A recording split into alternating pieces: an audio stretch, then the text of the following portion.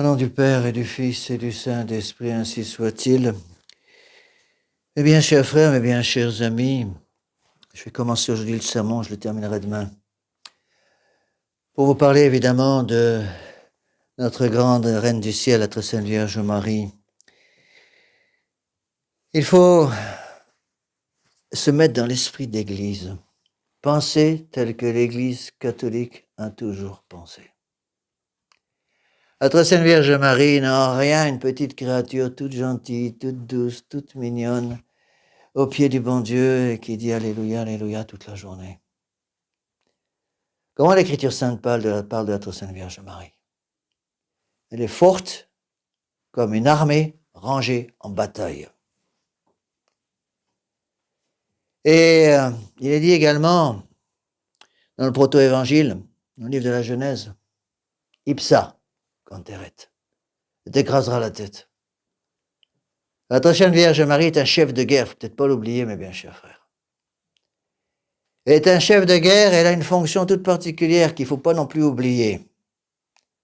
Et ça aussi, ça nous a été annoncé. Je mettrai une inimitié, a dit Dieu au démon, entre toi et la femme.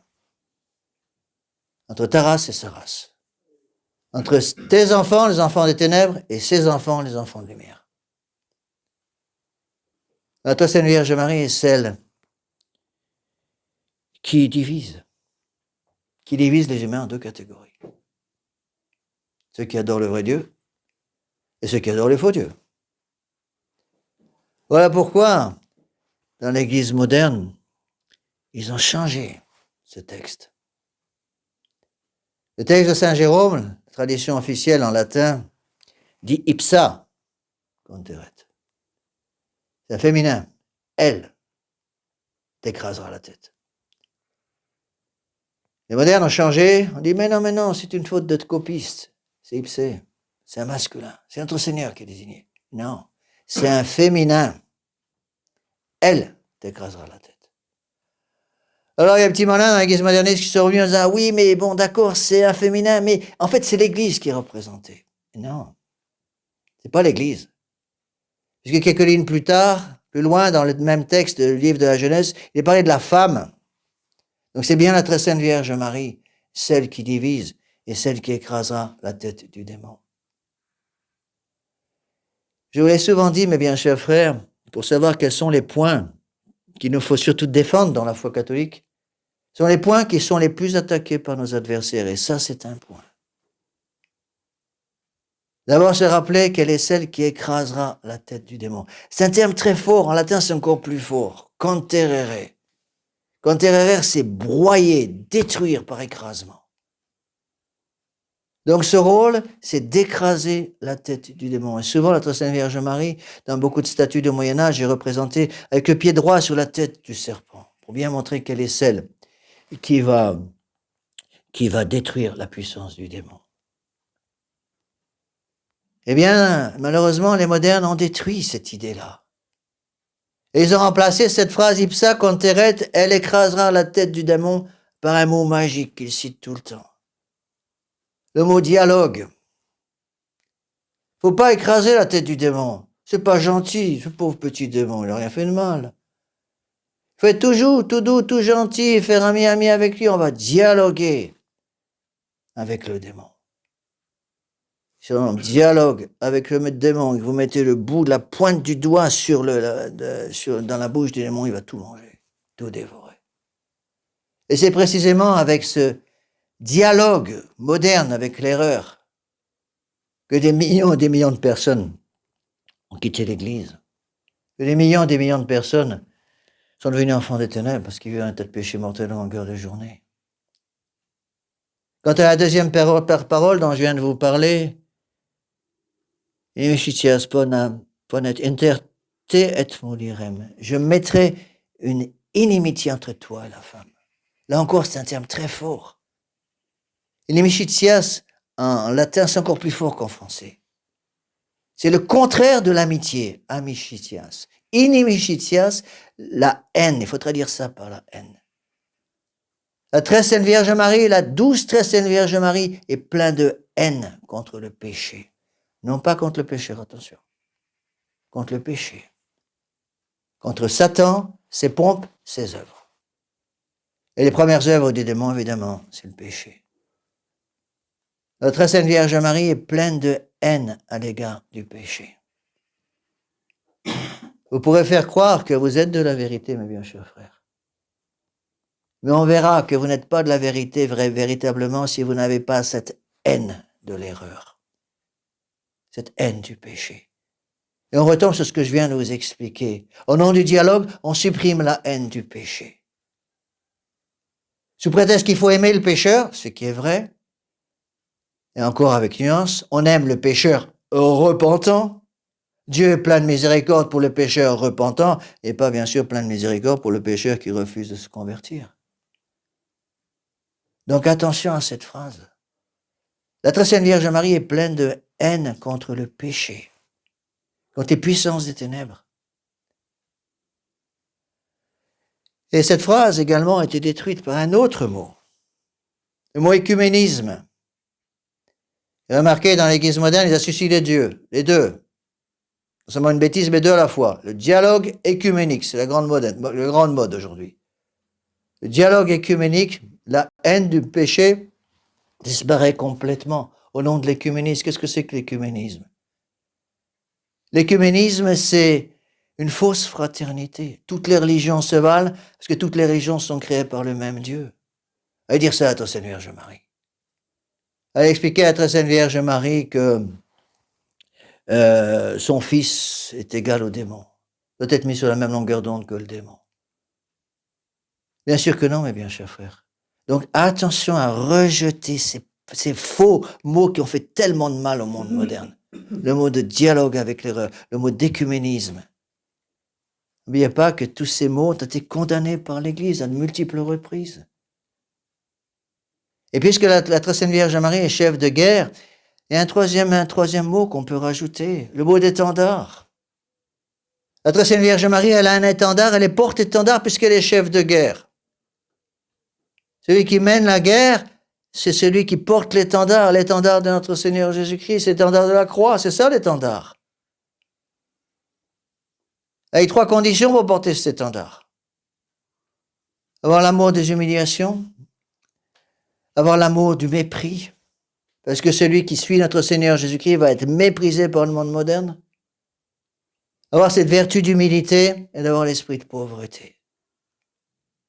Et donc, sur l'étendard de Notre-Dame, l'étendard de notre Seigneur Jésus-Christ, l'étendard de l'Église catholique, il y a ces trois mots.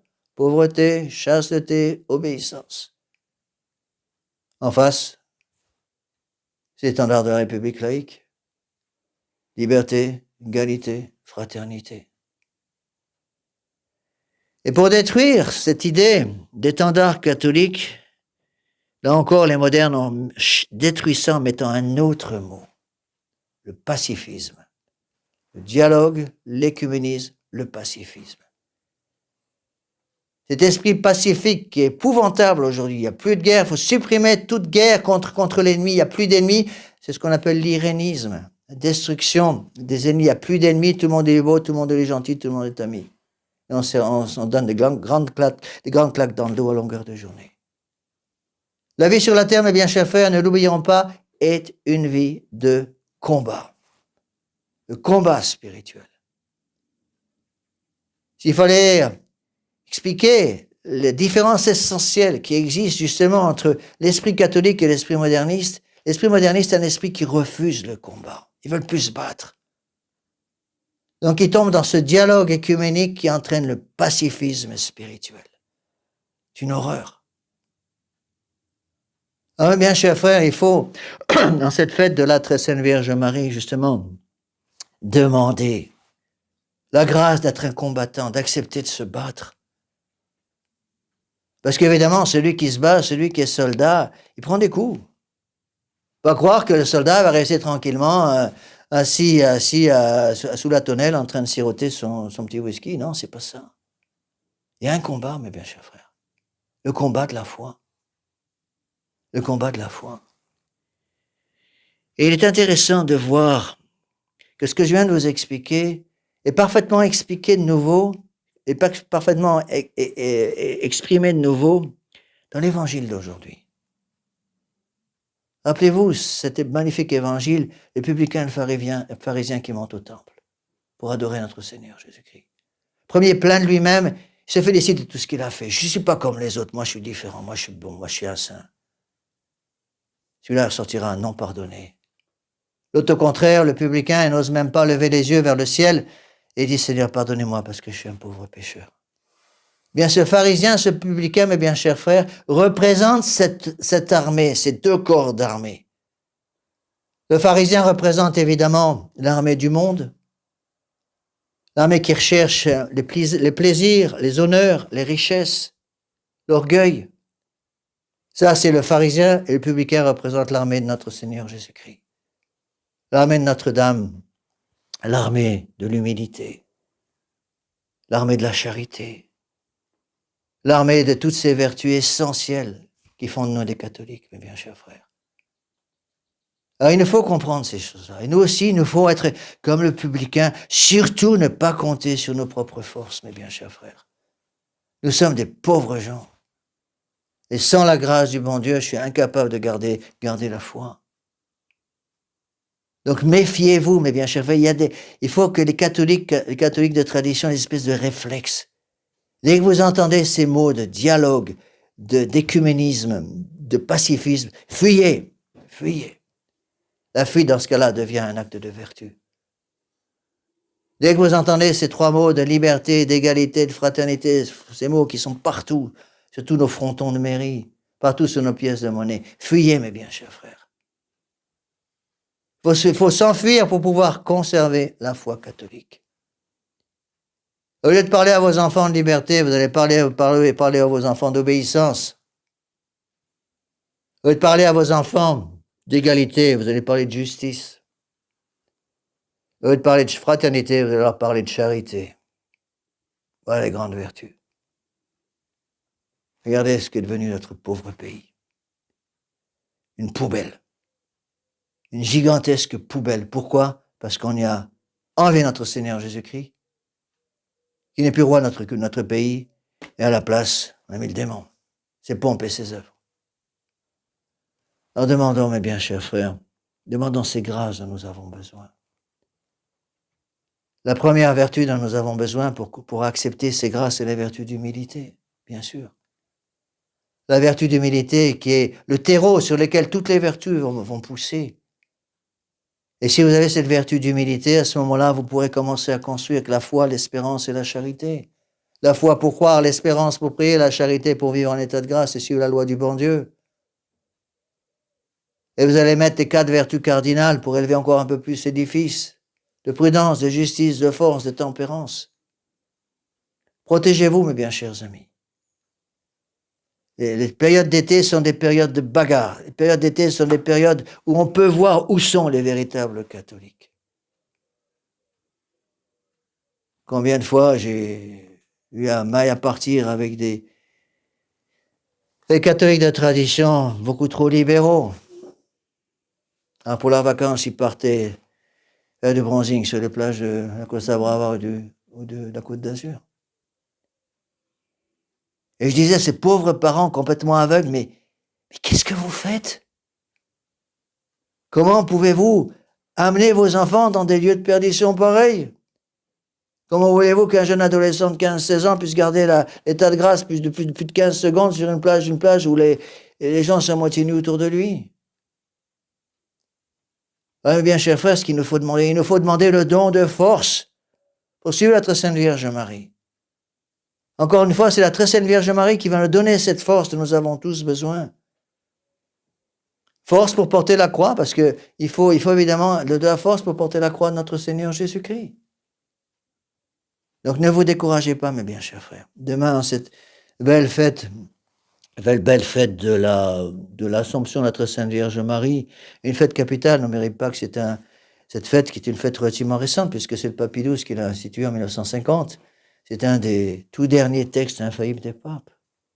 Je crois que le dernier, c'est le texte de Pie XII, le discours aux sages-femmes d'octobre 51, sur le contrôle des naissances, qui est peut-être, sans doute, le dernier texte infaillible d'un pape. Donc demandez au bon Dieu qui vous donne ces grâces. Demandez à la très sainte Vierge Marie qu'elle vous donne aussi ces grâces, puisque les grâces, c'est le bon Dieu qui les fait, c'est pas la très sainte Vierge Marie. Mais la très sainte Vierge Marie est l'aqueduc des grâces. Rappelez-vous la belle expression de Saint Bernard. Elle est l'aqueduc des grâces. C'est par elle que les grâces passent de la tête au corps. C'est par elle que les grâces passent de son divin Fils, le cœur sacré de notre Seigneur Jésus-Christ, par le cœur immaculé de Marie, à chacun d'entre nous. Demandez lui le don de force. Et à chaque fois que vous et moi, on a tous ces tentations un jour ou l'autre, on commence à être tenté de faire comme tout le monde, de s'habiller comme tout le monde, de penser comme tout le monde, d'agir comme tout le monde, d'avoir la même vie professionnelle, la même vie sociale, la même vie familiale qu'ont les gens du monde. C'est là où il faut se mettre à genoux au pied de la croix et repenser à ces paroles dont je viens de vous parler. Ipsa conteret, je t'écraserai la tête, a-t-elle dit au démon. Je mettrai une inimitié, une haine entre toi, le démon, et la race de la femme. Donc demandez toutes ces grâces à très sainte Vierge Marie. Le bon Dieu nous a dit, demandez, vous recevrez. Cherchez, vous trouverez. Frappez, on vous ouvrira. Sous-entendu, si je ne frappe pas, si je ne demande pas et si je ne cherche pas, on n'a rien du tout. Donc il faut demander, mes bien chers frères, toutes ces grâces à la très sainte Vierge Marie. La plupart des grâces dont nous avons tous besoin, je vous l'ai souvent expliqué, la plupart de ces grâces sont des grâces conditionnelles, ne l'oublions pas. Elles nous sont données dans la mesure où on les demande. Et dans la mesure où on fait confiance à nos chefs. Le chef de guerre, c'est notre Seigneur et Notre-Dame, puisqu'il est chef de guerre. Donc demandons à notre Sainte Vierge Marie d'obtenir pour nous ce don de force pour que nous soyons capables d'être différents. Et est-ce que les gens autour de nous, qui vivent comme des païens, ne comprennent plus? Eh bien, tant pis s'ils ne comprennent pas. Combien de fois, par ces temps-là, quand il fait très très chaud, je me fais aborder dans la rue, par des gens qui me regardent des yeux ronds, comme si j'étais un martien, et qui me disent, mais vous avez pas chaud avec ce machin-là sur le dos? Et je réponds toujours, non, j'ai pas chaud, j'ai très chaud. Ah, pourquoi vous portez? Parce que c'est mon uniforme, pardi. Même quand il fait 40? Même quand il fait 40. Parce que le prêtre est ministre de notre Seigneur Jésus-Christ. Et il est ministre 24 heures sur 24. Et je vois la personne partir en faisant ce petit geste. Il est fou. Et moi, je ne fais pas le geste, mais je le pense. Pauvres gens, ils sont complètement fous. C'est bon, évidemment, comment voulez-vous que ces deux mondes puissent se comprendre? C'est impossible. Comment voulez-vous que des gens qui adorent le bon Dieu puissent comprendre des gens qui adorent l'argent, qui adorent les honneurs, qui adorent les plaisirs? Comment voulez-vous que des gens qui recherchent notre Seigneur Jésus-Christ, qui recherchent sa croix, parce que notre Seigneur a dit, celui qui veut me suivre, qui prenne sa croix, qui se renonce et qui me suive, comment voulez-vous que cette armée-là puisse comprendre des gens qui ne cherchent qu'à une seule chose, à jouir de la vie? Alors mettons-nous au pied de la croix, adorons notre Seigneur sur la croix, et demandons toutes les grâces dont nous avons besoin à celle qui est au pied de la croix, et qui va nous garder au pied de la croix, la très sainte Vierge Marie. Au nom du Père, et du Fils, et du Saint-Esprit, ainsi soit-il.